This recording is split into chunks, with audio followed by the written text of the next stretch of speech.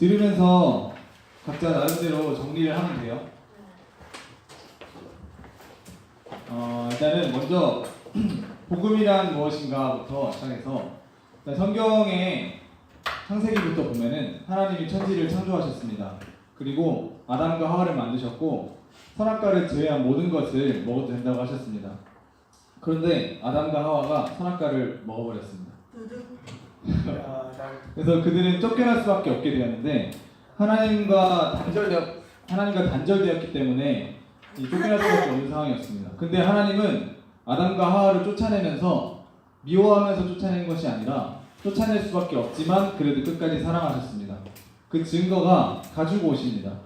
만약에 하나님이 아담과 하와를 미워해서 쫓아냈다면 그 사람들이 아담과 하와가 풀로 옷을 입든 말든 관심이 있었을까요? 없었겠죠. 그들을 사랑했고 안타까워했기 때문에 가죽옷을 만들어 입혀주신 것입니다. 그 후로도 이스라엘 백성들이 여러 번 하나님을 배신하고 떠났지만 하나님은 계속해서 용서해 주셨습니다. 주님은 이스라엘 백성들이 떠났을 때 돌아오게 하기 위해서 그들이 감당할 수 있을 만큼의 역경과 고난을 주셨습니다.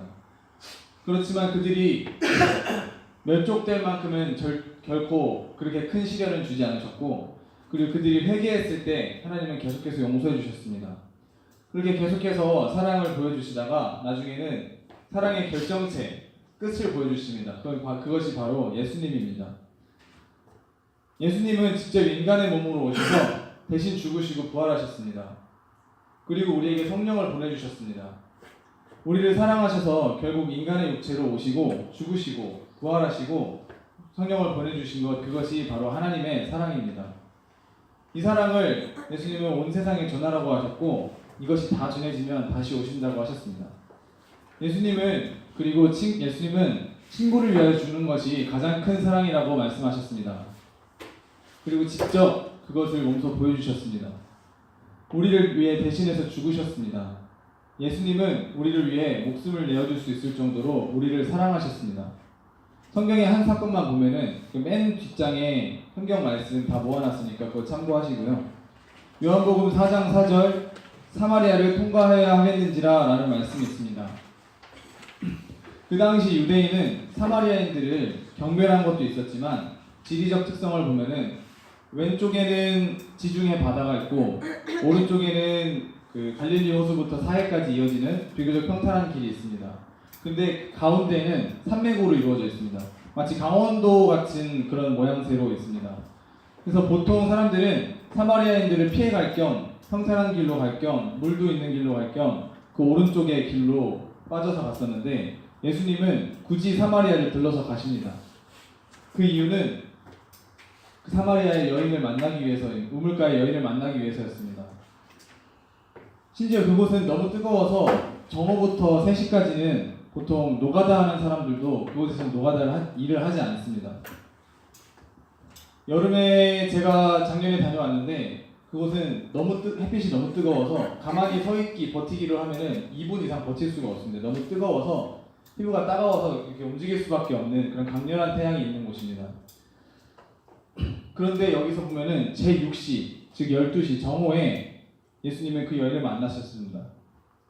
근데 그것도 겨울엔 춥기 때문에 그 사람들을 시선을 피해야 하는 그 여인들이 정오에 나왔다는 것은 여름인 것을 말해주고 있습니다. 그 더운 여름에 예수님은 그 여인을 만나기 위해 산을 넘고 그 여인을 만나러 굳이 힘든 길로 가셨습니다. 그것이 예수님의 사랑입니다. 여러분은 지금 옆에 앉은 사람을 위해서 얼마나 희생할 수 있나요? 전 재산을 줄 수 있나요? 네. 진짜? 아니요. 만약 옆 사람이 시력을 잃는다면 눈을 한쪽 줄 수 있나요? 옆 사람 말고 가족이라면 가능할까요? 네. 여러분이 가장 사랑하는 사람이 한번 떠올려 보시겠어요? 여러분이 가장 사랑하는 사람이라면 그 사람을 위해서 얼마나 희생할 수 있나요? 여러분, 사랑하는 만큼 희생할 수 있습니다. 예수님은 말씀하셨습니다. 친구를 위하여 주는 것보다 더 큰 사랑은 없다라고. 그래서 예수님보다 우리를 더 사랑하시는 분은 없습니다. 여러분의 꿈과 비전은 무엇입니까? 여러분을 향한 하나님의 꿈은 무엇입니까? 여러분이 그 꿈을 이루었을 때, 여러분이 생각하고 있는 그 꿈을 이루었을 때 하나님은 그것을 어떻게 보실 것 같나요? 나중에 예수님을 대면했을 때, 예수님 직접 만났을 때 그 꿈 이룬 것을 자랑할 수 있나요? 예수님, 내가 이거 했어요. 저 정말 잘했죠? 당당하게 말할 수 있나요? 예수님 앞에 당당하게 자랑할 수 없는 것들은 다 헛된 것입니다. 저는 예수님을 만났을 때 정말 할 말이 많고 싶습니다. 너무너무 할 말이 많고 싶습니다. 예수님 만났을 때, 예수님, 제가 예수님 편 되겠다고 이런 일을 당했고요. 내가 예수님 전하다가 이런 어려움을 겪었습니다. 내가 예수님 때문에 이거 포기했습니다. 내가 예수님 때문에 이렇게 할 말이 정말 많았으면 좋겠습니다. 여러분 지금까지 어떤 삶을 살았나요? 무엇을 향해 달려왔습니까? 우리 삶 가운데 가장 중요한 것은 무엇입니까? 제가 이집트의 목갓담이라는 마을을 갔었습니다. 네, 그 마을은 쓰레기 마을입니다. 이집트 전역에서 나오는 쓰레기를 모아서 분리수거하고 매립하는 그런 마을입니다. 시골에서 똥냄새가 나는 것이 자연스럽듯이 그곳에서는 쓰레기 냄새가 24시간 365일 나는 것이 자연스러운 동네입니다. 그곳에 사는 사람들이 있는데 그들은 대부분 기독교인입니다. 그들은 왜 거기서 살까요? 이집트는 이슬람 국가입니다. 그래서 주민등록증에 이슬람, 크리스천, 다른 종교에게 찍힙니다. 근데 그곳에서는 이슬람 무슬림이 아니면 너무나도 큰 피해를 받습니다. 취직하기 힘들고, 취직을 하더라도 월급이 적은 경우도 있고, 더 일이 고된 경우 있고, 식당이나 어딜 가서 같은 돈을 내도 더 못한 서비스를 받을 때도 있고, 핍박을 당하고 테러를 당하기도 합니다. 말도 안 되는 이유로 재산을 몰수당하는 경우도 있습니다. 그래서 그들은 핍박을 피하기 위해, 예수님을 믿기 위해 그 쓰레기 마을로 모였습니다. 이 세상 부귀영화 다 포기하고 내가 그 모든 것을 포기하더라도 예수님만은 내가 포기하지 않겠다라는 그 결심으로, 그 믿음으로, 그 헌신으로 모인 것입니다. 그리고 대대로 그곳에서 살아갑니다. 그들의 헌신은 인생을 드린 것입니다. 마태복음 13장 44절을 보면 천국은 마치 밭에 감추인 보화와 같으니 사람이 이를 발견한 후 숨겨두고 기뻐하며 돌아가서 자기 소유를 다 팔아 그 밭을 사느니라 라고 말하고 있습니다. 이 보화를 발견한 사람이 다 팔았다고 말하고 있습니다.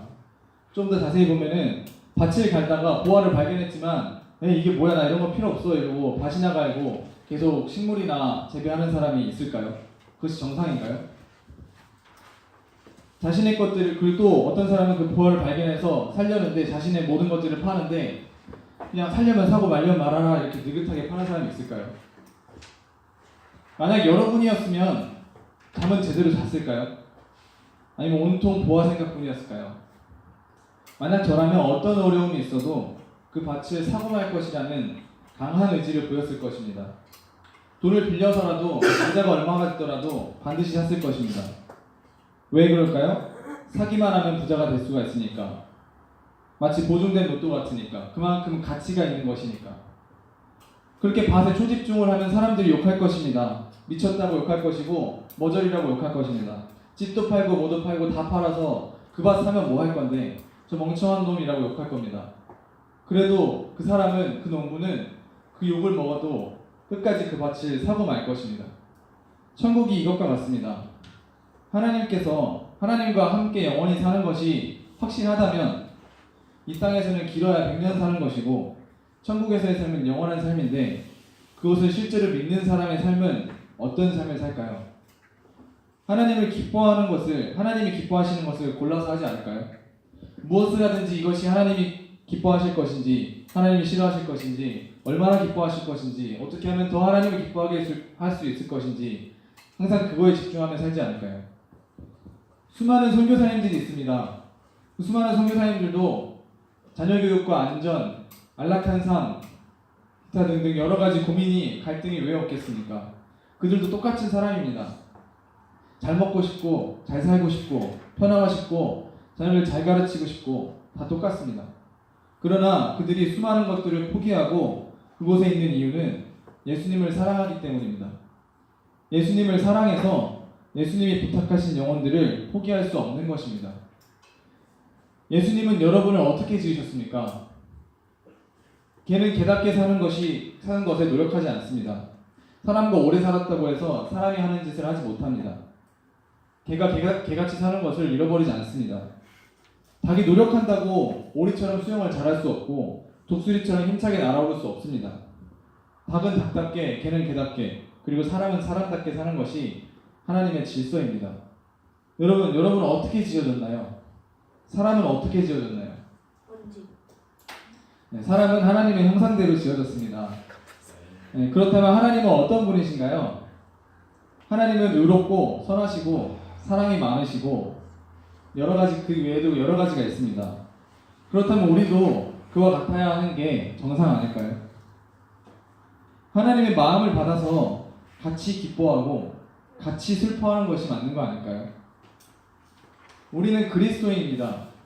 그리스도인이란 하나님 나라의 통치를 받는다는 것입니다.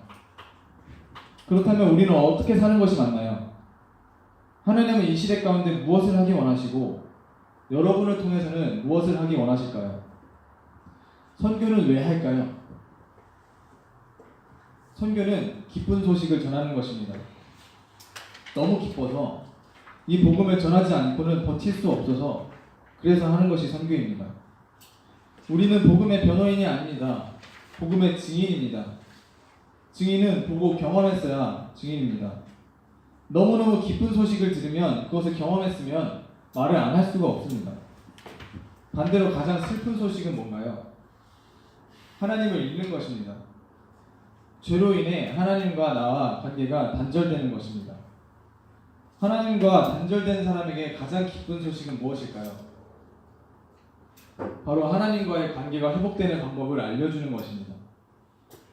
그렇다면 선교를 할 때 가장 중요한 것은 무엇일까요? 바로 하나님 아버지의 마음을 갖는 것입니다. 하나님의 마음이 부어져야 합니다. 선교는 우리의 수준으로 하는 것이 아닙니다. 선교는 하나님이 하시는 것입니다. 하나님의 꿈은 무엇인가요? 이제 고린도후서 5장 14절을 보면 그리스도의 사랑이 우리를 강권하시는도다. 우리가 생각하건대 한 사람이 모든 사람을 대신하여 죽었은즉 모든 사람이 죽은 것이라. 그가 모든 사람을 대신하여 죽으심은 살아있는 자들로 하여금 다시는 그들 자신을 위하여 살지 않고 오직 그들을 대신하여 죽었다가 다시 살아나신 이를 위하여 살게 하려 함이라. 갈라디아서 2장 20절을 보면 내가 그리스도와 함께 십자가에 못 박혔나니 그런즉 이제는 내가 사는 것이 아니요 오직 내 안에 그리스도께서 사시는 것이라. 이제 내가 육체 가운데 사는 것은 나를 사랑하사 나를 위하여 자기 자신을 버리신 하나님의 아들을 믿는 믿음 안에서 사는 것이라. 이 말씀들이 실제가 되어야 합니다. 우리가 선교지에 나가서뿐만이 아니라 이곳에서 매일매일의 삶 가운데 이 말씀들이 실제가 되어야 합니다. 다시 묻겠습니다. 여러분의 꿈은 무엇입니까? 그리스도인이라면 예수님이 다시 오시는 그날을 바라야 합니다. 역사는 그날을 위해 있고 그날을 향해 달려가고 있습니다. 마태복음 24장 14절을 보면 이 천국 복음이 모든 민족에게 증언되기 위하여 온 세상에 전파되리니 그제야 끝이 오리라. 하나님의 꿈은 모든 민족이 주님께 다시 돌아오는 것입니다. 한 민족이라도 복음이 전해지지 않았고 찾아가지 않는 한 그들이 돌아올 수 없다면 우리가 가장 중요한 목표로 삼아야 하는 것은 그곳에 복음을 전하는 것이 되어야 할 것입니다.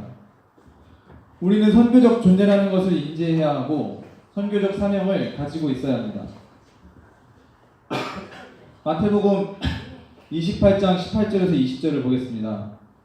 예수께서 나와 말씀하여 이르시되 하늘과 땅의 모든 권세를 내게 주셨으니 그러므로 너희는 가서 모든 민족을 제자로 삼아 아버지와 아들과 성령의 이름으로 세례를 베풀고 내가 너희에게 분부한 모든 것을 가르쳐 지키게 하라. 볼지어다 내가 세상 끝날까지 너희와 항상 함께 있으리라 하시니라. 사도행전 1장 8절 보겠습니다. 오직 성령이 너희에게 임하시면 너희가 권능을 받고 예루살렘과 온 유대와 사마리아와 땅끝까지 이르러 내 증인이 되리라 하시니라. 내가 주님 앞에 무릎 꿇고 순종함으로 기도하면 하나님이 우리를 사용하셔서 세계 가운데 복음을 전하는 데 쓰임을 받을 것입니다. 우리가 하나님의 뜻대로 살겠다고 주님의 말씀에 순종하여 복음을 전하겠다고 그러니까 성령을 달라고 하나님 앞에 구하면 하나님은 안 주시겠습니까? 당신이 하라고 한 것을 하고 싶다고 성령을 달라고 구하는데 하나님이 안 주실 뿐입니까? 마태복음 7장 7절에서 11절을 보겠습니다. 구하라 그리하면 너에게 주실 것이요 찾으라 그리하면 찾아낼 것이요 문을 두드리라 그리하면 너에게 열릴 것이니 구하는 이마다 받을 것이요 찾는 이는 찾아낼 것이요 두드리는 이에겐 열릴 것이니라. 너희 중에 누가 아들이 떡을 달라 하는데 돌을 주며 생선을 달라 하는데 뱀을 줄 사람이 있겠느냐? 너희가 악한 자라도 좋은 것으로 자식에게 줄 알거든 하물며 하늘에 계신 너희 아버지께서 구하는 자에게 좋은 것으로 주시지 않겠느냐? 성령을 구하는 정당한 이유가 있습니다. 그리고 구하라고 하셨습니다. 우리는 성령을 구해야 할 것입니다. 그러면 성령을 주실 것입니다. 성령을 받고 복음을 전해야 할 것입니다. 선교사님들은 도대체 왜 그렇게 희생하면서 선교할까요?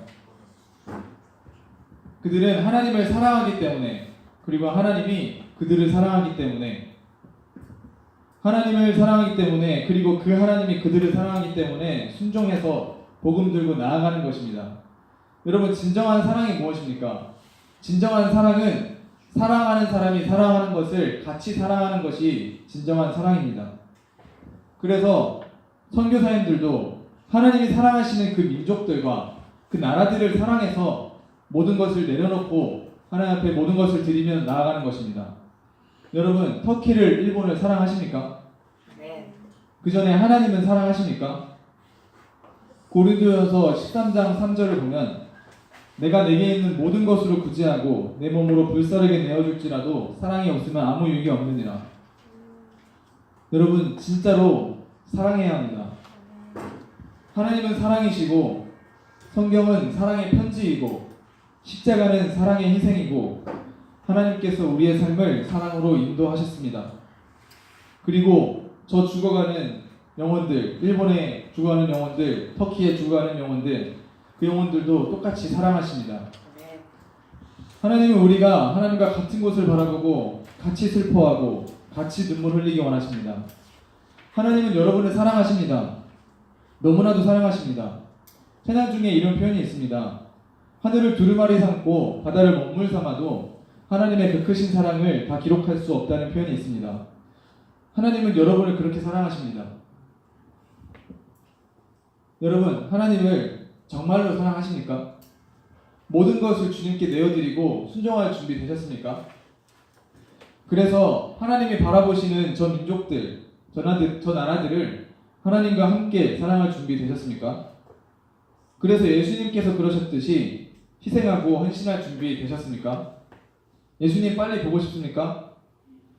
마태복음 24장 14절을 보면 이 천국 복음이 모든 민족에게 증언되기 위하여 온 세상에 전파되리니 그제야 끝이 오리라 라는 말씀이 있습니다.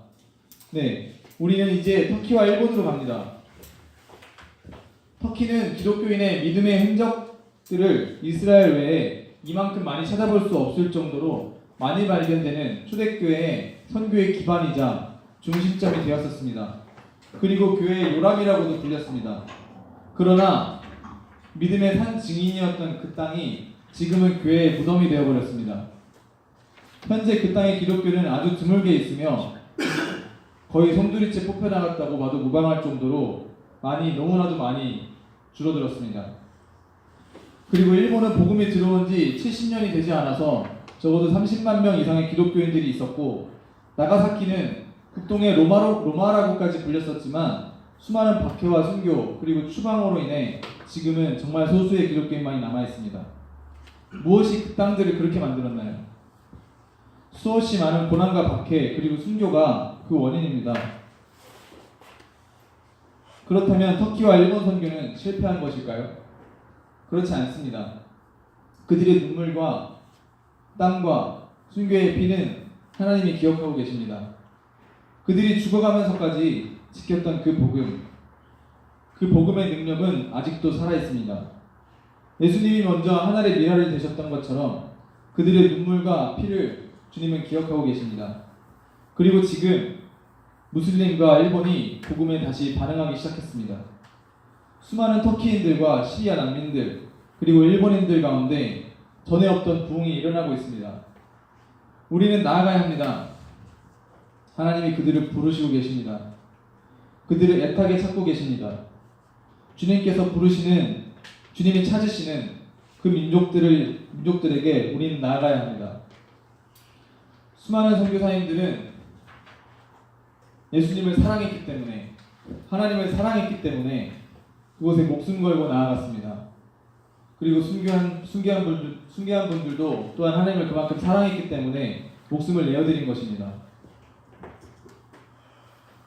그래서 우리가 또한 비록 2주 가고 3주 가고 그 길지 않은 시간 가지만 우리의 마음은 그 순교자들 그리고 선교사님들과 똑같은 마음가짐으로 가야 할 것입니다. 선교는 2년을 가든 3년을 가든 하루를 가든 똑같은 선교입니다. 하나님의 마음을 가지고 그 민족들을 향한 하나님의 사랑을 우리가 먼저 받고 그 사랑으로 그들을 섬기러 가는 것, 그것이 선교입니다. 우리가 모두 하나님 앞에 정말 주님의 그 사랑을 나도 받기 원한다고, 그 민족들을 바라보시는 주님의 마음과 주님의 그 눈물을 나도 받기 원한다고 같이 항상 기도해야 할 것입니다. 그래서 이 시간 같이 기도하기 원합니다. 가장 먼저 기도하기 원하는 것은 하나님, 우리가 그동안 수없이 들었던 당신의 그 사랑을 지식으로가 아닌 경험하여 알기 원합니다. 우리가 먼저 당신의 사랑을 경험하여 알기 원합니다. 우리를 향한 당신의 사랑을 더 알게 해주십시오. 그리고 그 사랑을 넘치도록 부어주셔서 주님의 그 사랑이 우리를 통해서 자연스럽게 흘러나갈 수 있도록 부어달라고 다 같이 주님 앞에 기도하며 구하겠습니다. 주의 이름 한번 부르고 같이 기도하겠습니다. 주여! 주의 아버지, 이 시간 주님 앞에 구합니다. 주의 아버지, 당신의 사랑을 더 알기 원합니다. 주의 아버지, 우리가 당신의 사랑을 더 알기 원합니다. 지금까지 우리가 당신의 사랑을 알았지만 그 이상의 것을 원합니다. 정말 당신의 사랑을 온전히 알기 원합니다. 우리가 정말 당신의 사랑을 온전히 알아서 당신께 온전히 사랑을 받아서 주의 아버지, 우리가 그 사랑에 너무 벅차서 그 사랑의 감격에 참을 수가 없어서 그 사랑을 전하기 위해, 너무나도 과분한 그 사랑을 전하기 위해 주의 아버지, 우리가 터키로 일본으로 나아가기 원합니다. 우리 매일매일 삶 가운데 너무나도 감사해서 너무나도 기뻐서 그 부분을 매일매일 자연스럽게 열려보내는 자들 되기 원합니다.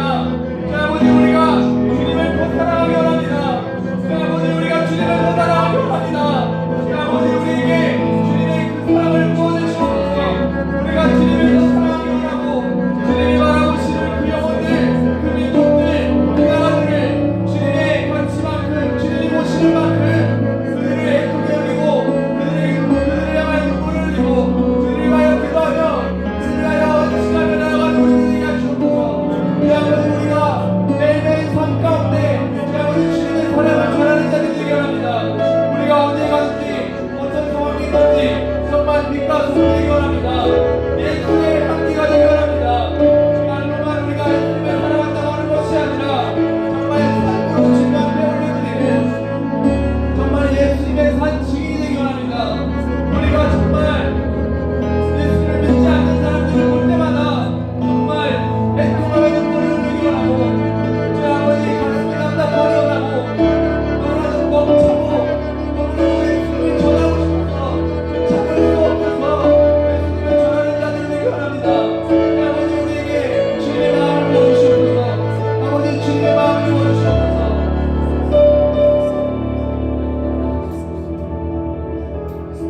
이 시간도 다 같이 기도하기 원하는 것은 우리가 터키로, 일본으로 각자 가는 나라를 향한 하나님의 계획과 하나님의 그 마음을 알게 해달라고, 그래서 정말 주님의 마음으로 그들에게 사랑의 복음을 전할 수 있게 해달라고 다 같이 기도하며 나아갑시다. 기도하겠습니다.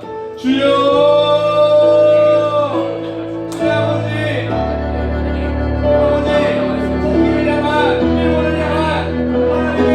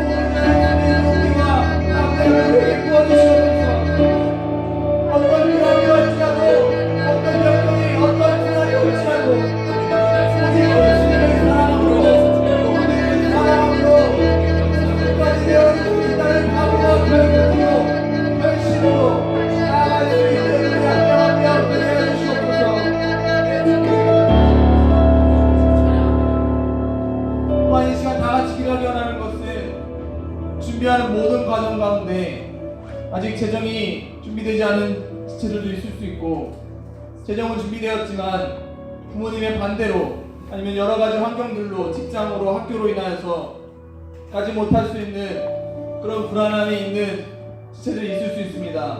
우리가 그래서 이 시간 서로를 위해서 중보하기 원합니다.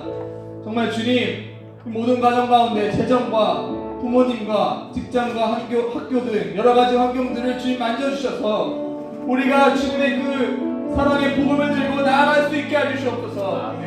우리를 향한 주님의 뜻이 온전히 이루어지게 해주시옵소서. 우리가 주의 말씀에 순종하여 나아가기로 각오하고 결단합니다. 그리고 이 시간 주님 앞에 구합니다. 우리가 주의 복음을 전할 수 있도록 모든 것을 만져주시옵소서. 다같이 기도하며 나아갑시다. 주여, 아버지, 우리가 당신을 사랑합니다. 그래서 그 민족들을 사랑합니다. 그래서 그 사랑의 복음을 들고 전하러 가기 원합니다. 그런데 너무나도 나를 거짓 분들이 있습니다. 재정이 부족합니다. 학교에 문제가 있습니다. 부모의 문제가 있습니다. 직장에 문제가 있습니다. 우리 아버지, 너무나도 높은 벽이 있습니다. 그러나 주님께서 함께 하시면, 주님께서 개입하시면 그 모든 벽이 무너질 것임을 선포합니다. 아버지, 모든 벽들 주님 돌파하신 주님, 이미 승리하신 주님, 우리가 주님을 따라오기 원합니다. 주님과 함께 가겠습니다. 우리 아버지, 승리하게 하시옵소서.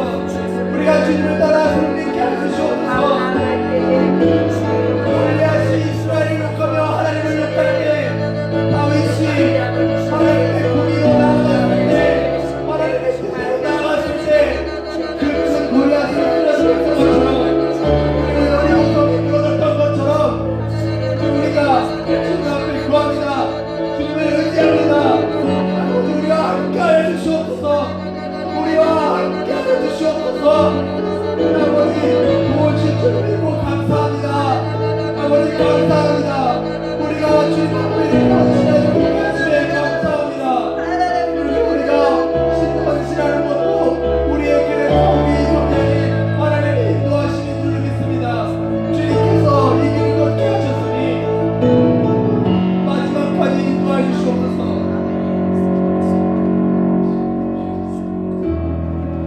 아버지, 감사합니다. 감사합니다. 우리가 결단할 수 있게 해주시고, 우리가 헌신할 수 있게 해주시고, 우리가 주의 사랑을 전할 수 있게 하신 감사합니다. 우리가 진짜 주님의 마음을 알기 원합니다. 진짜 주님의 사랑을 먼저 경험하고 그 사랑을 전할 수밖에 없는 자들이 되기 원합니다. 전해야 하기 때문에 하라고 하니까 하는 것이 아니라, 하지 말라고 해도, 복음 전하면 죽인다고 해도 우리가 복음을 전할 수밖에 없는 자들이 되기 원합니다. 정말 주님이 우리를 위해서 죽으셨던 것처럼, 그리고 수많은 순교자들이 예수님의 사랑 때문에 죽어갔던 것처럼 우리가 그 사랑을 견딜 수 없는 자들이 되기 원합니다. 아버지, 함께 해주시옵소서. 아버지, 도와주시옵소서. 우리가 결단하게 해주시옵소서. 아버지, 감사하며 예수님의 이름으로 기도했습니다. 아멘.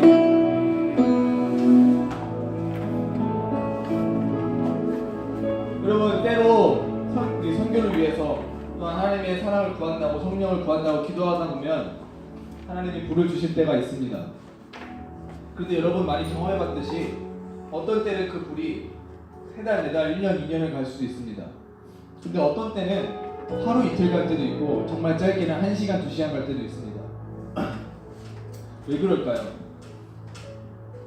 저는 그렇게 생각합니다. 성경에 보면 옥토와 가시덤불과 길가와 돌짝밭이 있습니다. 그곳에 씨앗이 뿌려졌을 때 길가에서는 새들이 먹고, 가시밭에서는 자라다 말고, 돌에서는 뿌리 내릴 수 없고, 옥토에서만 자랍니다. 우리가 하나님께 집중해야 합니다. 우리가 하나님보다 소중하게 여기는 것이 있다면 그것이 가시덤불이 될 것입니다. 우리가 하나님 앞에 헌신하는데 방해되는 것이 있다면 그것이 돌이 될 것입니다. 그리고 우리가 다른 것에 혹해서 하나님보다 그것을 더 좋아한다면 바로 새가 묻어갈 것입니다. 여러분, 우리의 마음밭을 정말 옥토와 같이 만들고 정말 주님이 역사하시기에 합당한 모습이 되기 위해 매일매일 목숨 걸고 나아가야 합니다. 그러기 위해서는 성경과 기도를 읽어야 합니다. 그냥 형식적으로 성경 읽어라, 기도해라, 그것이 너를 위한 거다, 그런 말이 아닙니다. 정말로 여러분의 영혼이 살기 위해서는 성경을 읽고 기도하는 것만이 답입니다. 그러라고 하나님이 성경을 주신 거고, 그러라고 성령님을 보내주신 겁니다. 그리고 한국에서는 전도하지 않으면서, 한 번도 전도해본 적 없으면서 선교하겠다고 나가는 것은 말도 안 되는 소리입니다. 여러분, 매주 최소한 이 10주간의 훈련 기간만이라도 매주 최소 한 명씩 복음을 전해야 합니다.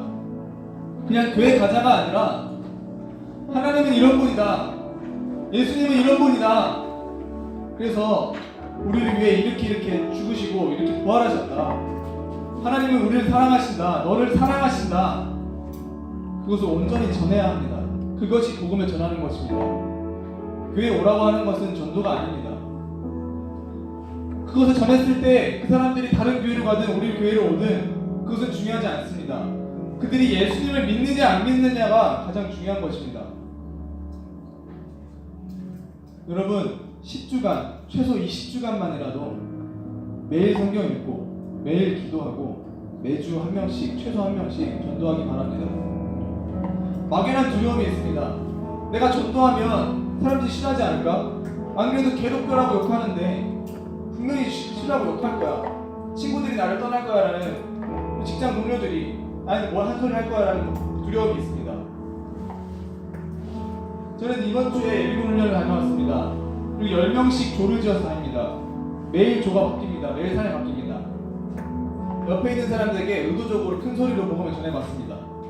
내 오른쪽에 있는 사람에게 복음을 처음부터 끝까지 쫙 전하고 일부러 큰 소리로 나머지 사람 다 들을 수밖에 없도록 왼쪽에 있는 사람을 또 전했습니다.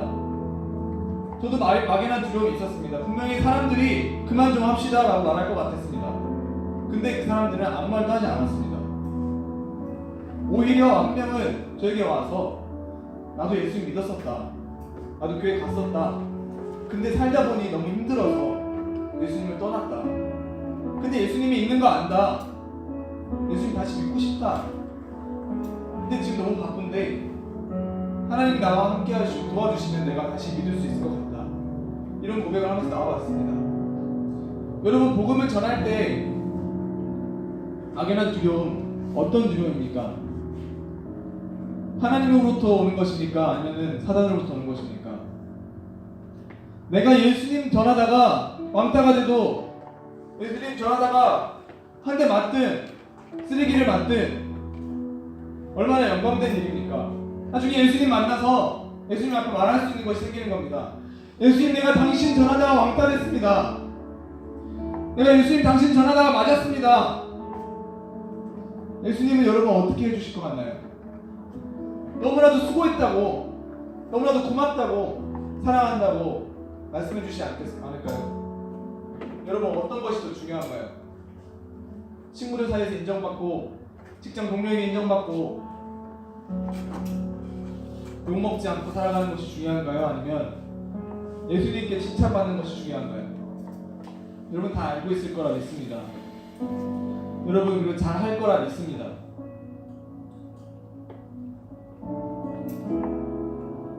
저 일본 팀은 일단은 단톡방을 만들었습니다.